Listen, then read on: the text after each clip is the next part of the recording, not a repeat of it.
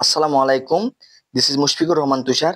আজকে আপনাদের সামনে যে বিষয়টি নিয়ে আমি কথা বলবো, বিষয়টি হলো আপনার দাদার বা আপনার বাবার বা আদার্স কোনো রিলেটিভের কোথাও কোনো জমি আছে কিনা এই বিষয়ে আপনি জানেন না বা আপনার কাছে কোনো ডকুমেন্ট নেই।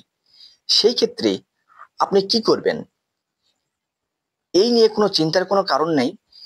এই বিষয়টি জানতে হলে কোথায় জমি আছে আপনার দাদার নামে আপনার বাবার নামে এই বিষয়ে জানতে হলে আপনার কাছে যে হাতে থাকা মোবাইল ফোন আছে, এই মোবাইল ফোন দিয়ে মাত্র 2 মিনিটে সহজেই আপনার জমি সার্চ করতে পারবেন।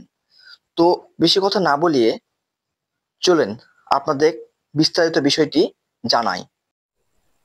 আপনার মোবাইল ফোনে যে কোনো একটা ব্রাউজার ওপেন করবেন, করার পর সার্চ বারে eporsa.gov.bd লিখে সার্চ করবেন।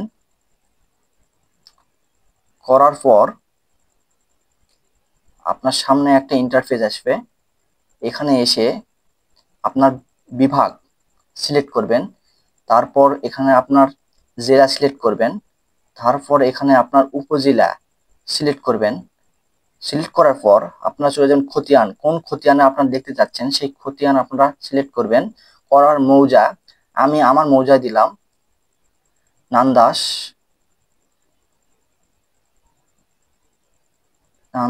লিখলাম।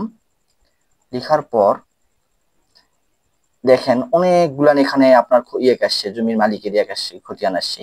এখান থেকে যে কোনো নামের উপর দুটা ক্লিক করবেন, তাহলে দেখবেন আপনি ওখান থেকে বিস্তারিত আসবে। বিস্তারিত আসার পর এখানে আপনার ওই খতিয়ানে যারা যারা মালিক, সম্পত্তির মালিক, তাদের নাম এখানে ইন্টার শো করছে।